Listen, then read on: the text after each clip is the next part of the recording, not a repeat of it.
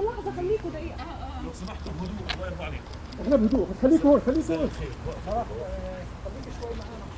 بس كثير سعيدة بهذه المشاعر، بس بنفس الوقت بعرف انه هي يعني هاي الصفقة صارت بعد دم شهداء اللي نزلوا، هذا الشيء كثير مأثر فينا وكثير مضايقنا. وبنسأل الله الفرج القريب للجميع، بس اعذروني عن جد مش قادرة احكي بالمرة. ثواني ثواني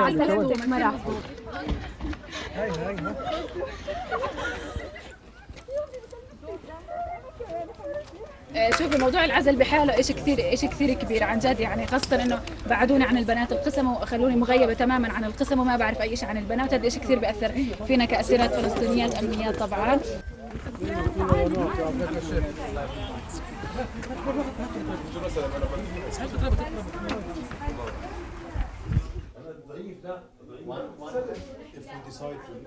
صار اختلف كثير التعامل، مرتين الشعور لا يوصف، حسيت قلبي بده يوقف لما قالوا لي انها ما راح باب البيت عندنا، طلعت ركض ما بقى كيف طلعت الدرج، عن جد حسيت دقات قلبي راح توقف. إلها سنين غايبة عن البيت وانت هلا شايفتيها قدامك هون على الكنباية قاعدة، كيف شعورك بانها رجعت على البيت بعد سنوات طويلة؟ اول شيء رجعت الفرحة برجعة مرح، ورجعت الفرح ورجعت البسمة لبيتنا برجعة مرح، واخيرا التمينا كلنا كعائلة مع بعض انه مرح معنا.